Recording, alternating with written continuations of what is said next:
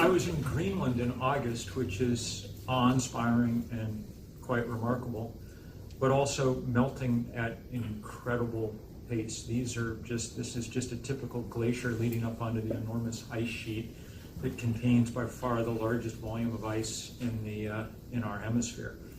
As I say, it's melting very fast. I don't know whether you can really make that out or not, but this was on a boat going across the fjord on the way to a glacier. If you look out the front window, you can see that there's water. Indeed, water goes for miles, but if you look at the electronic chart above the pilot's wheel there, you'll see that the icon denoting where the boat is half a mile onto dry land. When I, with mild concern, pointed this out to the captain, he said that not to worry, the chart was 5 years old. 5 years ago, there was ice as far as you could see where there is now water. We were there because this was the opposite of this was a poetry expedition that we had mounted because I wanted the woman on the left there, Kathy Jetnil Kajiner from the Marshall Islands, who's a wonderful poet. The Marshalls are one of the lowest lying islands in the Pacific chain. They'll probably be obliterated in the course of the century.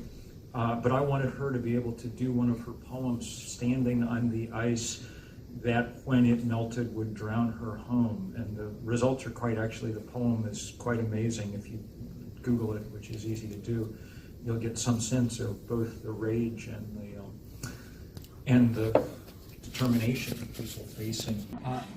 It's just to emphasize this point about how fast and how dramatically things are now moving. 30 years ago, this was still, when I wrote the first book about it all, it was still mostly theoretical and abstract, but now it is the absolute epicenter of everyday action around the world. I spent last night in North Carolina dealing with working with people who'd just come through Hurricane Florence, which dropped more rain than any rainstorm in the history of the East Coast of the United States.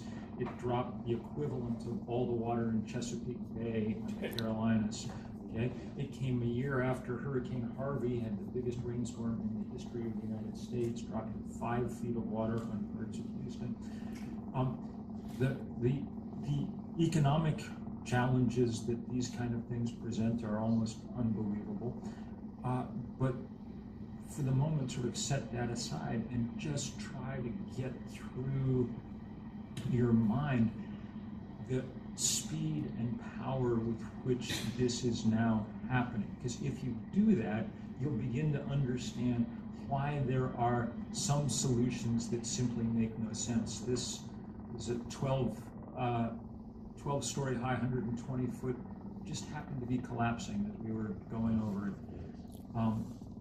That's obviously something like that happening every minute of every day now in every frozen part of the world. But those 40-foot high waves just, to me, are a good reminder of precisely what we're talking about.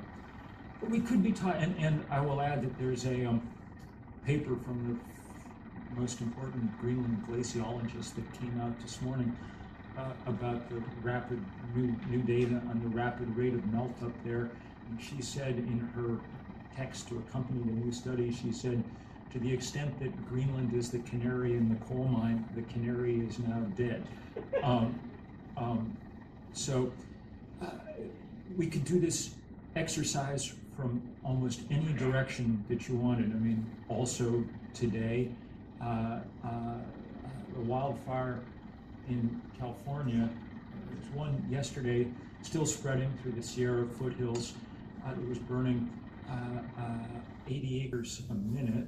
The one that broke out near Los Angeles overnight, they're using the same, the evacuation center from yesterday's mass shooting is now also the evacuation center from the people who've been ordered to leave their homes in Thousand Oaks and Ventura because of this wildfire that's rushing through. California had the biggest wildfire in its history last year, 2017, until that record was broken this June 2018, when an even bigger wildfire swept through.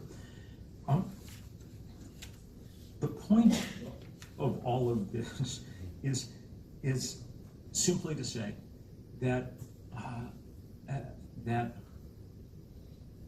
the scale of this and the urgency of it is now at a point where we require not action around the edges, not slow marginal changes.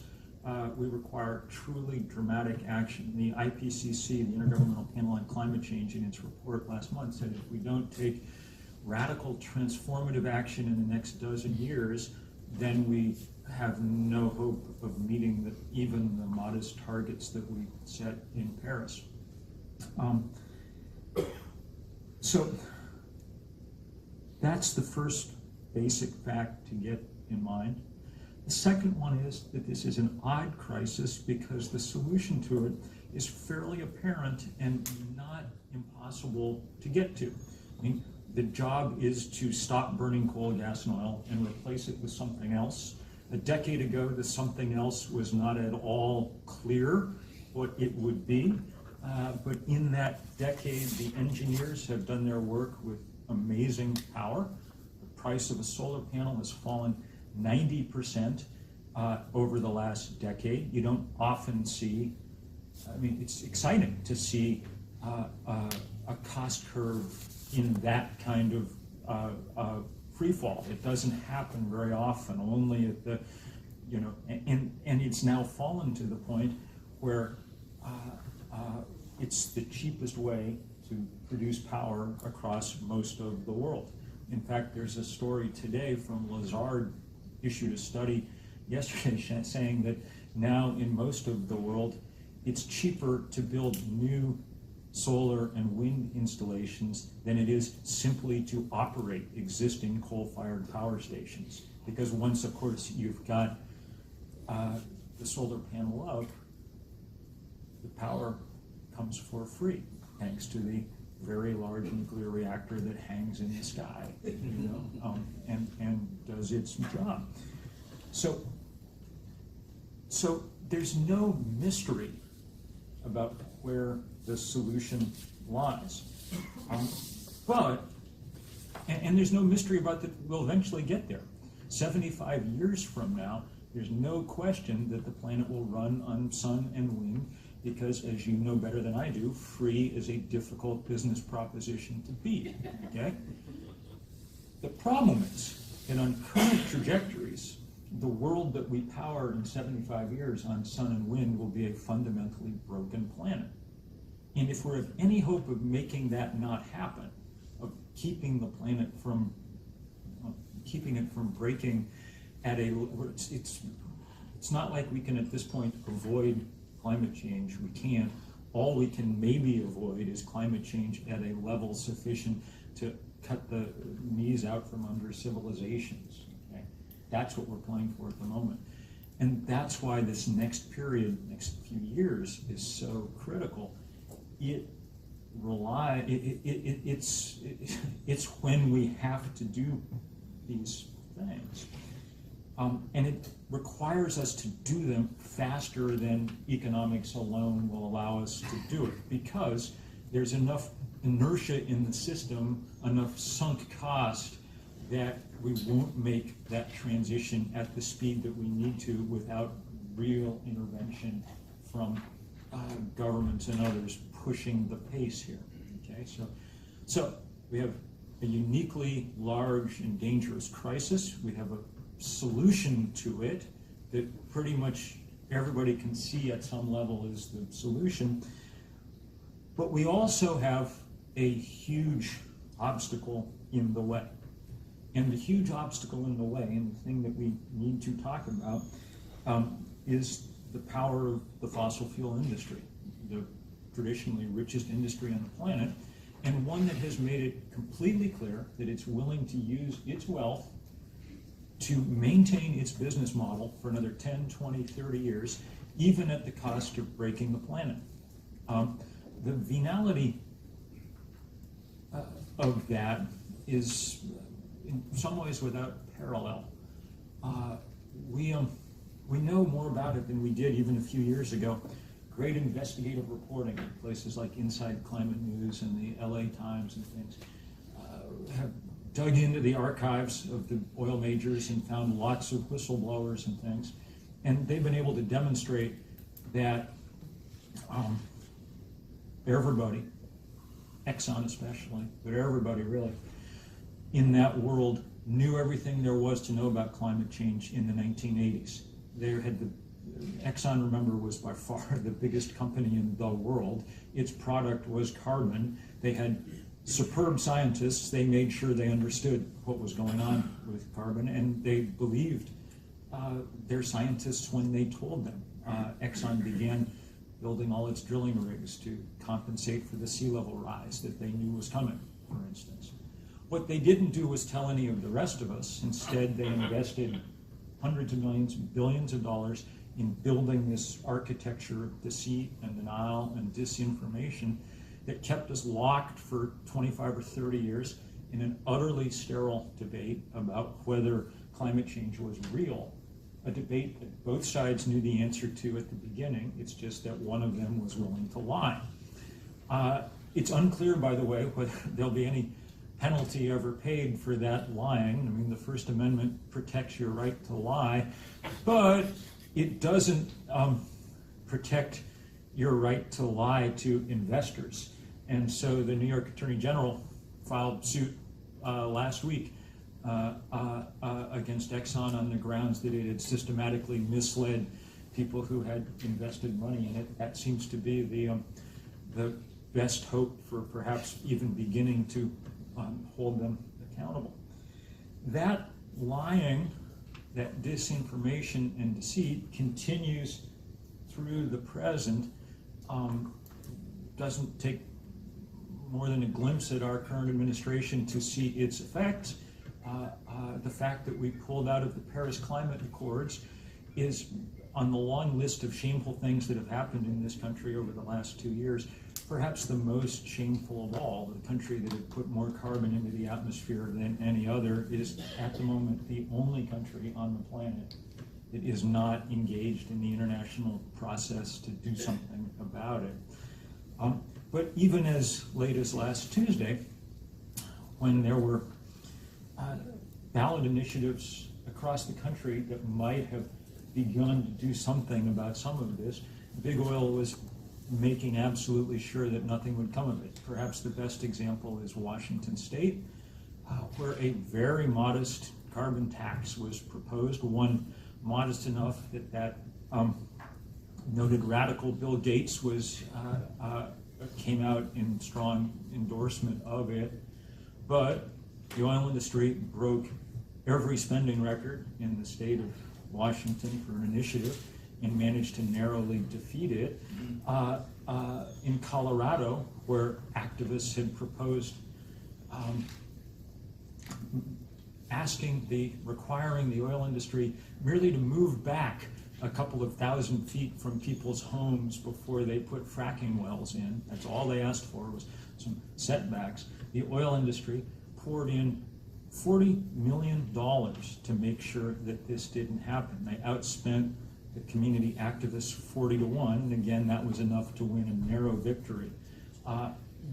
When I said at the beginning that I didn't have a great deal of advice for Congress about how to deal with this, the reason is I'm not convinced at this point that there's political space in our nation for us to deal effectively with this issue at anything like the scale and pace that it demands.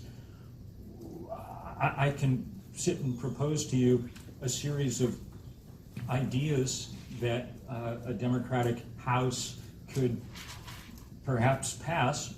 Even those would be difficult because the Democratic Party's been better, but not immensely better over the years on these issues, hampered in part by the fact that a very small part of the labor movement, the trades, have made it clear that they won't allow opposition to fossil fuel development. In fact, this summer, after young people had persuaded the DNC to pass a ban on taking money from the fossil fuel industry, the trades successfully managed to get that ban overturned in DNC. But I could propose to you a list of things that they could do without any willingness to believe that we'll ever find 60 votes for any of them in the Senate.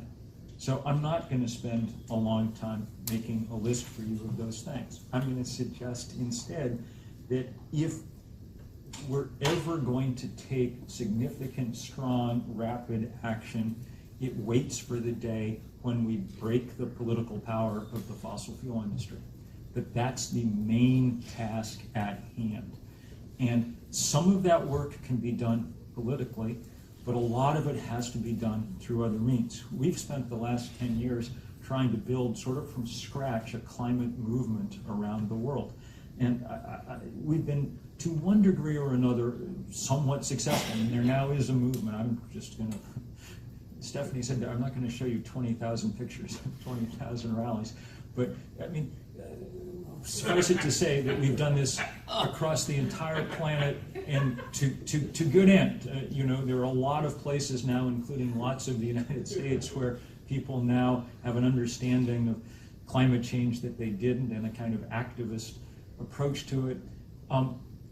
Given sufficient time, given 50 years, this kind of educational effort would be precisely what's required. We don't have 50 years, so we have to supplement the educational effort with the confrontational effort in a kind of bid to weaken the relative power of the fossil fuel industry. That's where the Keystone Pipeline fight came from, which was the first of these big fights on infrastructure in the country.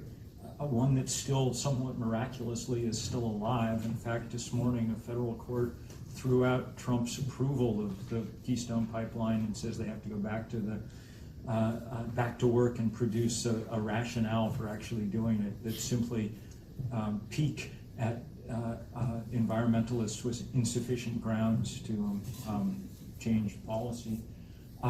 But the good news about this is that it's had the effect of making life more difficult for the fossil fuel industry.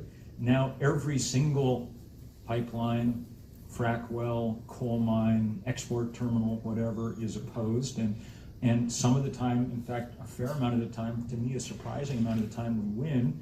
Even when we don't, it drives up the cost and makes it much more difficult for these guys to do what they want to do. I was confessed to being overjoyed when last year the head of the American Petroleum Institute told a conference of his peers that they somehow had to figure out a way to stop the Keystoneization of everything that they were trying to do. But I'm not under any illusion that this is enough in and of itself to turn the tide. That's why we've taken on lots of other projects, some of them increasingly aimed more and more at the, I'm just going to flip through some, these are all fun and good. And they're all reminders, among other things, of the most fundamental fact about climate change, which that it is the most unjust thing that we've ever figured out how to do. The people who are hit first and hardest are the people who've done the least to cause it. That's true in this country, and it is triply true when you look at the planet as a whole. I mean, these people are in the part of Pakistan that in 2010 had the biggest floods since Noah. Record rainfall up on the Khyber Pass, the kind of rainfall you can only have when you've warmed the atmosphere so that it holds more water vapor than it used to. Produced rainstorms so great that 25% of the country was underwater. 20 million people had to be evacuated from their homes. That's sort of everybody from Baltimore to Boston having to be evacuated from their homes. And you can tell just by looking at them that these were not people who had caused the trouble from which they were suffering. Okay? But this resistance now, too, is loud and good. And one of the places where it really, where we've really, I think, done some damage in the last few years is with this enormous divestment campaign. It was modeled on the one against South African apartheid a generation ago that I have no doubt many of you were involved in. And it's become much larger than that. It's become the largest thing of its kind, in certain ways the largest anti-corporate campaign ever. We passed the $7 trillion mark in endowments and portfolios that had been divested in part or in whole a few months ago. The momentum keeps building. And in January, New York City, Bill de Blasio announced they were divesting their $200 billion in pension funds. By August, the entire nation of Ireland announced that it was doing the same thing. In August as well, Shell Oil, in its annual report, said that divestment had become a material risk to its business going forward. It was when Peabody Coal went out of business, when it declared bankruptcy, it cited the divestment campaign as one of the reasons it was having trouble raising money.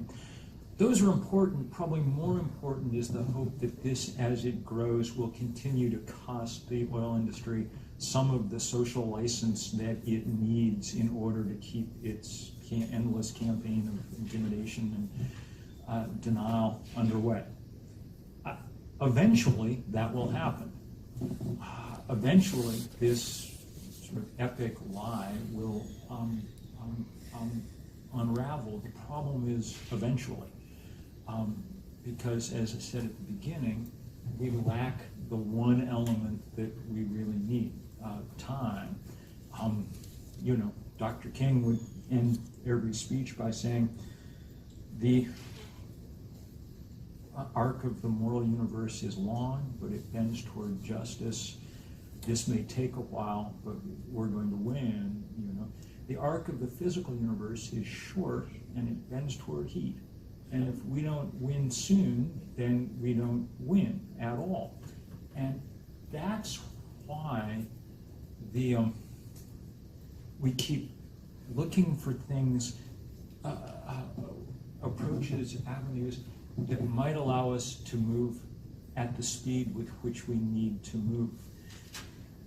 The thing that makes it difficult, I think, for us to conceptually get our hands around it, especially in a city like Washington, is we're used to, correctly probably, solving problems through some form of compromise or another. Okay? We have there's some, whatever the question is, you want to pay no taxes. I think, you should be taxed at a high rate in order to do a lot of good things. And we meet somewhere in the middle, and 5 years later we come back and argue it out again. And that's how human beings and human institutions have learned to work, and it's sort of how they probably work best, because it allows for change to happen at a pace that which societies and economies and others can adapt, and so on and so forth.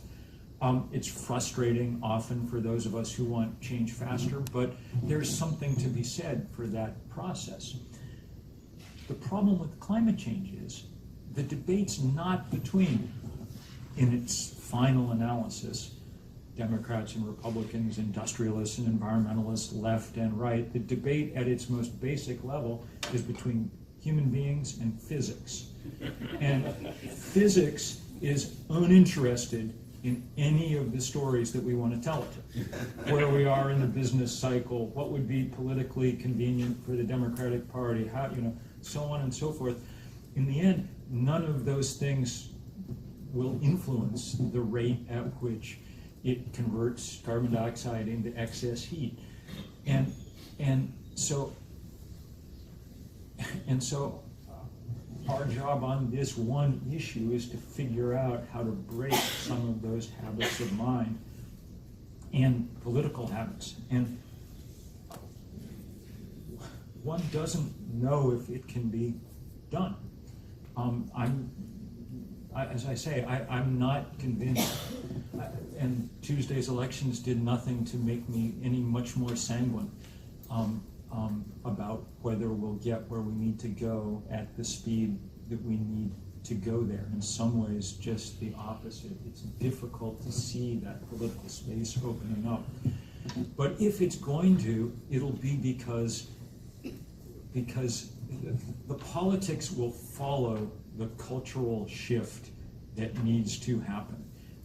Activists on questions this large play not for policy change, but for a change in the zeitgeist, in the general understanding of what's obvious and inevitable and must happen. And when zeitgeists shift, then change can come fairly speedily, sometimes. That's why, it was only 6 years ago that both Barack Obama and Hillary Clinton were still dead set against gay marriage, and now you can't find even a Republican politician really who wants to talk about that, The culture shifted due to great organizing. This is harder because nobody made trillions of dollars a year being a bigot, but the basic pattern is the same. So all the things that we do, divestment or blocking pipelines or whatever else, are at some level intended as a way to help with that shift in the zeitgeist. And I will finish by saying, I think that economists and the financial people trying to figure out how to work through the financial system may have a really important role to play in this going forward.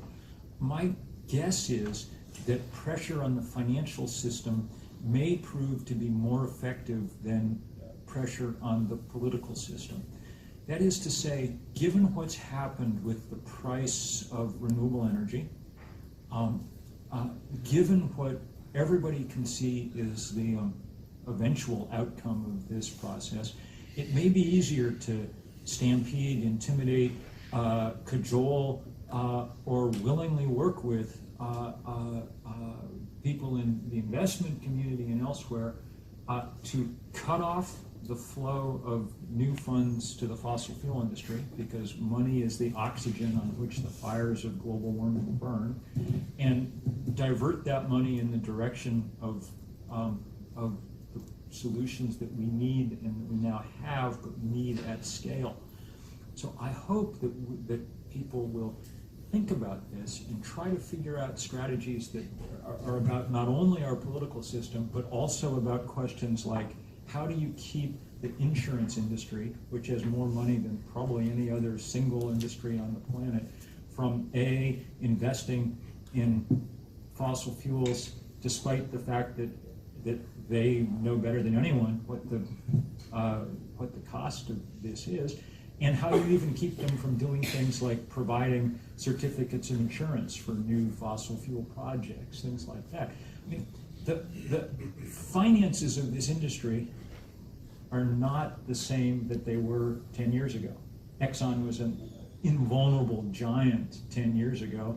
Now it's on much shakier ground because people can look forward far enough to see what happens. Our sense of what's happened with technological transitions in the past is it doesn't require a very deep penetration of the new technology before equity prices begin to fall off a cliff because people can tell what's coming.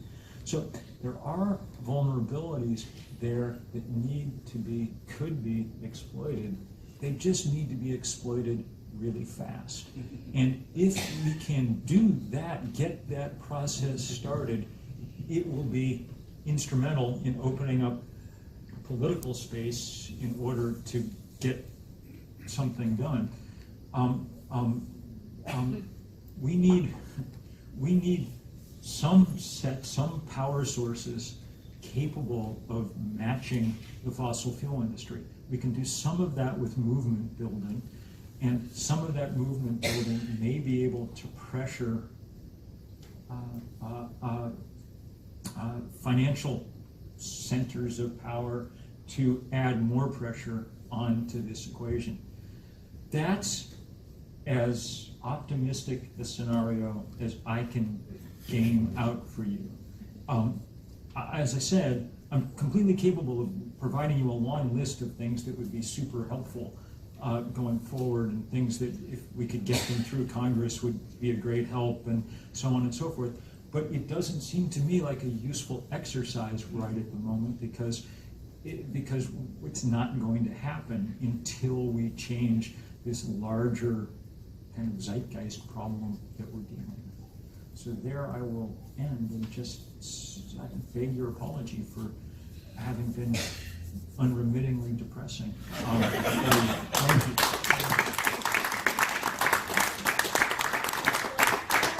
Sure. I have a question. You want me to speak? I think she's going around the room with the mic. 2 points I'd like to raise with you. Is California's leadership important? It's the 5th largest economy in the world, and they've taken the stance on climate change that is leading to zeitgeist changes in that very important economy. So that's one. Secondly, I wanted to just mention I had the privilege of having a long conversation. It was interview setting with Jack Bogle, the founder of the Vanguard Group. And he was talking about what he hopes for the future for his children, grandchildren, and great-grandchildren. And one of the things he mentioned in his wish list was that the financial industry, especially those who have retirement savings, would do more for climate change. This is a long-term problem, and he thought financial institution leadership would be important. So California and Such good questions. Such good questions. Yes, California is very real, and the example it provides is super important. California's economy was the reason that we have cheap solar panels. Their demand, their willingness to mandate solar energy in the 90s when it was still expensive provided the demand that allowed Chinese manufacturers to learn how to make these things at low cost to the point where they're now a commodity item. And California hopefully will be doing much the same thing with its, I mean, California is obviously much better situated in a sense to do this because Germany lacked the Mojave Desert, you know, to provide constant sunshine. California, it deserves a lot of credit. It's also a reminder of the desire to have it both ways. California has been great on, better than anyone in the industrialized world, on the demand side of this equation, trying to reduce the use of fossil fuel, committing to renewable energy at a high level by 2040, 2050, so on and so forth. Mandates for electric cars, all good. What California has refused to do, despite a really big campaign from 800 community groups led by communities of color across the state, was put any restrictions at all on the ongoing project of pumping California dry from oil. Jerry Brown just completely stonewalled everybody, despite a huge campaign over the last year. They're unwilling to stand up to the oil industry. And I think in a sense, that helps, that's the answer to around the big investors. By now, most of them, BlackRock, you know, just down the list, have a policy of some kind about wanting to help the world be more sustainable going forward, and they have, in certain cases, sets of principles of one kind or another. But what they're not willing to do is stop the lucrative business of handing money over to the fossil fuel industry. They want both these things. And as I said, I mean, in a certain sense, everybody wants, all our leadership wants both these things. I mean, look, Barack Obama was my favorite president of modern times, but I also organized the biggest demonstrations against Barack Obama at the White House to try and stop the Keystone Pipeline. And that was, I mean, it took 1,200 people going to jail in a 4-year nonstop campaign to get him to do the right thing on that. During Obama's period in office, the U.S. became the largest producer of oil and natural gas in the world, surpassing the Saudis and the Russians. So everybody wants to do the fun, easy stuff, which in political terms usually means promising that 30 years from now, something really good is going to happen. Making a commitment to some renewable energy target sufficiently far enough away that you won't actually have to deliver it, okay? But no one wants to do the hard work of standing up to the fossil fuel industry and just saying, no, we're not going to do this anymore, okay? The best vehicle for doing that politically would be a ban on new fossil fuel infrastructure. City of Portland, Oregon, was the first big entity to do that 2 years ago, and it's withstood court challenge. And now a few senators, Bernie, Senator Merkley, others have introduced similar kinds of legislation. One of the hopes in this kind of zeitgeist repair project is to try and get as many of the Democratic presidential candidates on board with that as possible, and on board with the commitment to stop drilling for oil and gas on federal lands, public lands. Those are things that are within the power of the president to actually do, and that would be useful.